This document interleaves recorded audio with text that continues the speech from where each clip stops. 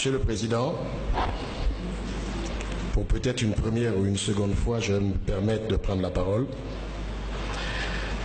Je ne vais pas répéter ce qui a été dit par mes prédécesseurs, mais je vais me permettre de rebondir sur ce qu'ils ont eu à dire. Je représente le CNPG, l'un des patronats guinéens. Je suis chef d'entreprise du secteur privé guinéen et j'essaye de me battre pour le respect du contenu local guinéen qui en soi n'est pas du tout respecté et qui devrait être le vrai générateur d'emplois. Tout à l'heure, il y a un ami syndicaliste qui disait que vous êtes le père de famille. Il se trouve qu'effectivement vous êtes le père de famille. Mais le père de famille doit savoir caresser, et il doit savoir, parce que nous sommes des Africains, sanctionner aussi. Et il se trouve que tous les Guinéens présents dans cette salle se plaignent tous les jours de l'impunité, critiquent l'État dans ses actions, constatent le manque de résultats, mais ne veut pas que nous, Guinéens, soyons sanctionnés. On ne peut pas demander une chose et son contraire. Je pense qu'il est peut-être arrivé le temps où la loi faite par nous, Guinéens, votée par nos députés, soit appliquée par nous, Guinéens, de la façon la plus juste. Tant que nous ne le ferons pas, bien effectivement, des Guinéens comme nous se donneront le droit, alors qu'ils ne sont pas représentants de structures syndicales, patronales, associatives quelconques, mais de semer le trouble dans notre pays et de donner la mort par certaines actions à de pauvres innocents. Parce qu'aujourd'hui, qu'est-ce qui se passe, Monsieur le Président? Dans la culture mandingue, on dit que lorsque l'eau est versée, on ne peut pas la ramasser. Il y a une évidence aujourd'hui en Guinée, c'est que le Guinéen que nous sommes n'arrivons plus à travailler en Guinée. Nous, Guinéens, nous traversons aujourd'hui ce désert. Nous faisons partie des nombreuses victimes parce que nous n'arrivons pas à travailler dans notre pays.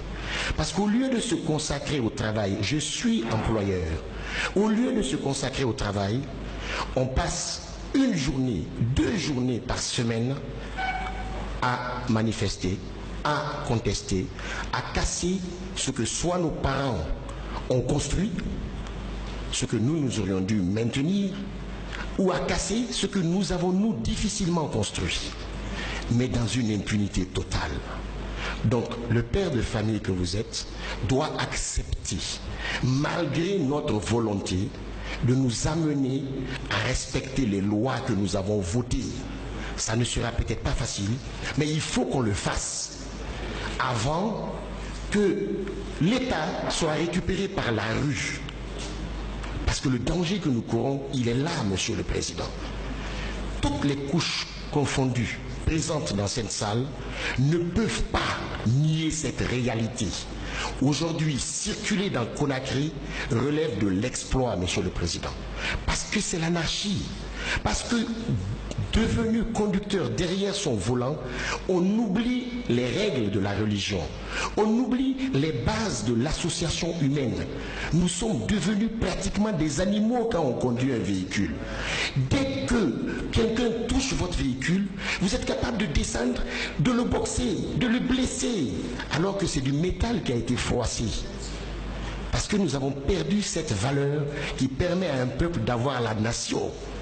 Monsieur le Président, je pleure parce que mon père est rentré en Guinée en 1953 avec la première blanche comme épouse parce qu'il croyait en mon pays, il croyait en son pays.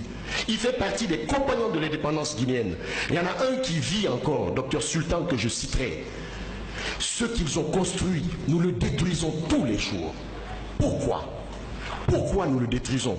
Parce que nous sommes devenus métal, nous sommes devenus avilis, asservis par l'argent. On a oublié la religion, on a oublié nos valeurs traditionnelles, ce qu'on nous apprenait sous le baobab, le fromager. Aujourd'hui, on est mu que par l'argent. Et je pense que l'opportunité m'a été offerte aujourd'hui de pouvoir vous interpeller afin que la loi, aussi dure soit-elle, soit appliquée à nous Guinéens.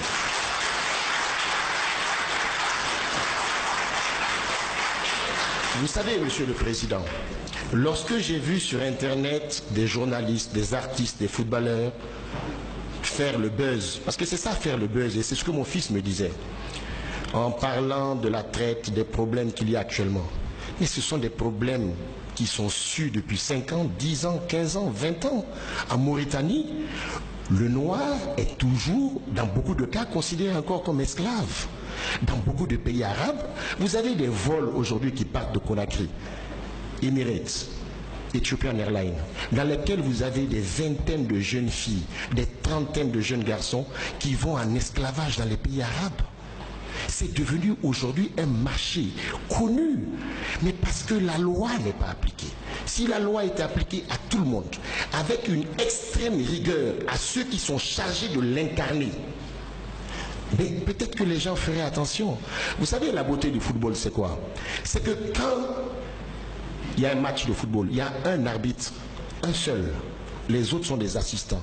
Quand l'arbitre a sorti le carton jaune, c'est une première fois, attention. Quand il a sorti le carton rouge, quel que soit votre niveau de rémunération, vous vous appelez Zidane, vous vous appelez Platini, vous vous appelez Maradona ou Messi, vous sortez du terrain. Et quand l'arbitre a dit penalty, c'est penalty. Monsieur le Président, vous êtes le premier magistrat de ce pays, vous êtes l'arbitre. Il faudrait que les médias, que les employeurs, que les employés, que tous ceux qui acceptent de venir travailler en Guinée s'adaptent et se soumettent aux lois de la Guinée. Je prends l'exemple du contenu local. Mais, Monsieur le Président, hier j'étais à une conférence à la Banque mondiale où j'ai entendu dire que pour les compagnies minières, il y va de leur gré d'accepter de faire travailler les entreprises guinéennes. Je dis bien de leur gré, de leur vouloir. Alors que dans le code minier guinéen, voté à l'Assemblée nationale guinéenne... Excusez-moi, qui a dit ça? Qui a la volonté? Vous savez très bien que le code minier l'impose. Oui, mais c'est ce que je voulais dire. Alors que ce code minier, voté à l'Assemblée nationale par les représentants du peuple, il y a un quota qui est exigé. Donc ce n'est aucun service, aucune faveur que l'on rend aux employés. Non, ce n'est pas un quota. Non, il n'y a pas de quota. C'est l'obligation que les métiers de sous-traitance soient confiés à des Guinéens. Et deuxièmement, qu'à dehors des postes techniques que les Guinéens ne peuvent pas, que le reste soit de nos Guinéens. Mais si un Guinéen ne peut pas, n'a pas la capacité d'être ingénieur chez eux, tu ne vas pas dire non. C'est-à-dire la société minière, pour les postes où nous n'avons pas de compétences, il faut amener des gens. Pour tous les autres postes, nous avons des compétences, il doit donner Guinéens. Mais on ne peut pas demander de donner à un ouvrier le poste d'ingénieur. Mais ce n'est pas une question de quota, c'est une question, même en dehors des mines. Nous avons signé avec les sociétés chinoises pour les routes. Nous avons dit aux sociétés chinoises, vous donnerez 30% aux entreprises guinéennes. Parce que pour signer avec la Chine, il faut savoir qu'une société chinoise. Je dis d'accord, mais alors vous associerez les sociétés guinéennes à votre contrat, ce qu'ils ont fait. Et le contenu minier, nous sommes décidés à insérer le contenu local, partout. Mais le contenu local aussi veut dire que d'avoir en priorité les gens là, de la région qui sont. Si c'est Sigri, c'est Sigri.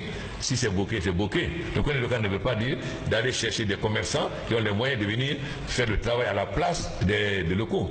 Donc, dans le contenu local aussi, il y a aussi la faute des Guinéens aussi, qui sont des commerçants qui veulent prendre leur camion pour aller travailler à Bokeh, non pas laisser de nature de Bokeh travailler. Donc le contenu local, non seulement les Guinéens doivent l'appliquer, mais les Guinéens aussi doivent l'appliquer. Parfaitement, Monsieur le Président. Mais pour finaliser mon propos, je fais un appel, cette fois-ci, je lance un appel aux structures de communication. Il faudrait que nos structures privées étatiques de communication consacrent 75% de leur temps d'audience ou de leurs émissions au civisme qu'il faut réinculquer aux Guinéens que nous sommes, à la rééducation des valeurs qui forment un État et à la transmission du vrai message qui est le message d'union. Il faudrait que nous puissions amener les Guinéens à s'unir, à se regarder comme des frères, à se regarder comme une seule personne. J'ai dit, Monsieur le Président.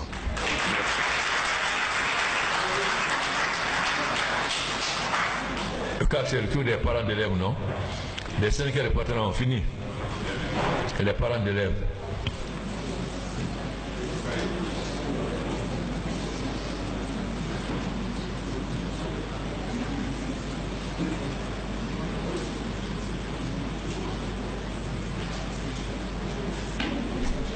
Merci, Monsieur le Président. C'est Madame Camara Adamasso.